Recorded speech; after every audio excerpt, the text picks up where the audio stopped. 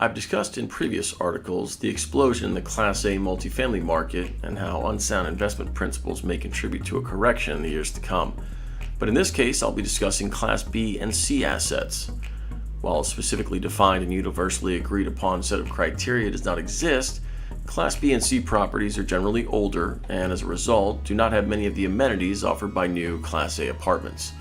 They may also be less efficient from an operational standpoint due to the age of building systems and thus are able to achieve a lower NOI compared to the gross revenue they generate. Rents are more affordable in Class B and C properties, making them available to a greater number of potential renters. In this article, I will go through the defining characteristics of Class B and C properties and explain how these create unique investment opportunities that mitigate many of the risks faced by their Class A counterparts. Because age is one of the defining characteristics of Class B and C multifamily properties, one of the benefits to these investment assets is that they already exist. You don't have to build them, and thus incur the costs associated with development, which is a combination of time, permits, construction costs, and vacancy. When an investor purchases an existing property, they are purchasing something with inherent value, and with the ability to generate income through rents. There are historical records of rental rates, operating expenses, etc. The buyer has access to data and understands what they're buying. If they can buy the asset for the right price, they should have an asset that will cash flow indefinitely. It may be sexier to own a Class A apartment building, but what they lack in sex appeal, Class B and C assets make up for in consistency and security. Lower rental rates are another appealing factor of Class B and C multifamily properties. Not because generating less gross revenue is a good thing, but because it opens up the tenant base to a greater number of renters. Vacancy is a matter of choice. You can be 100% vacant if you want to charge $100,000 a month for a one-bedroom apartment, or 0% vacant if you want to charge $100 a month. More people can afford $1,200 a month than $1,500 a month.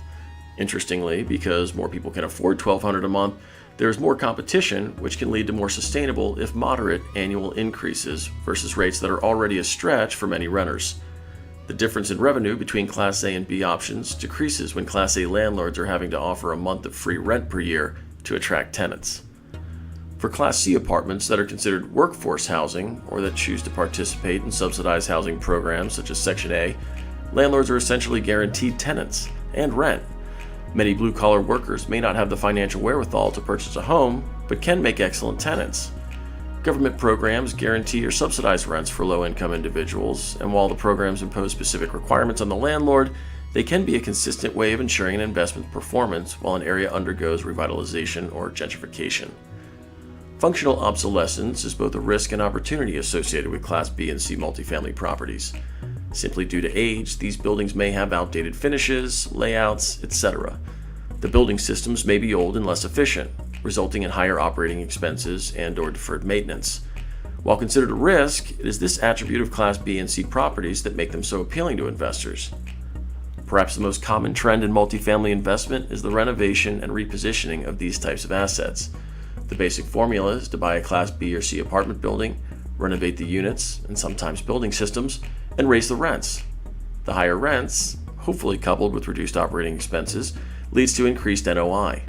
Furthermore, because the new owners improved the property, they have also increased the desirability from a leasing standpoint and eliminated future costs and risk associated with deferred maintenance and renovations, which decreases the market cap rate and thereby increases the value.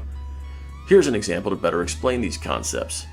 An investor purchases a 20-year-old 100-unit apartment building for $8 million, or $80,000 per unit, at a 7.5% cap rate. The units rent for $1,000 per month, and operating expenses run about 50% of gross revenue, so that NOI equals $600,000 per year. The new owner purchased the property with a plan to renovate the bathrooms and kitchens of each unit at $20,000 per unit and spend $100,000 updating some of the building systems to increase the building's efficiency. The result is that the owner is able to increase the rent to $1,200 a month, lower operating expenses to 40% of the gross revenue, and sell the property the following year at a 6.5% cap rate. So, how much does the owner make?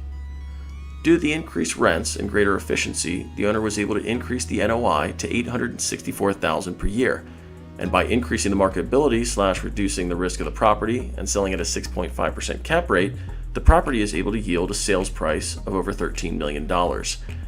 Even after subtracting the cost of upgrading the units $2 million, and building systems $100,000, the owner nets over $3.1 million. That's a significant amount of money, and while this is a simplified and hypothetical example, it shows the opportunity presented by Class B and C multifamily assets.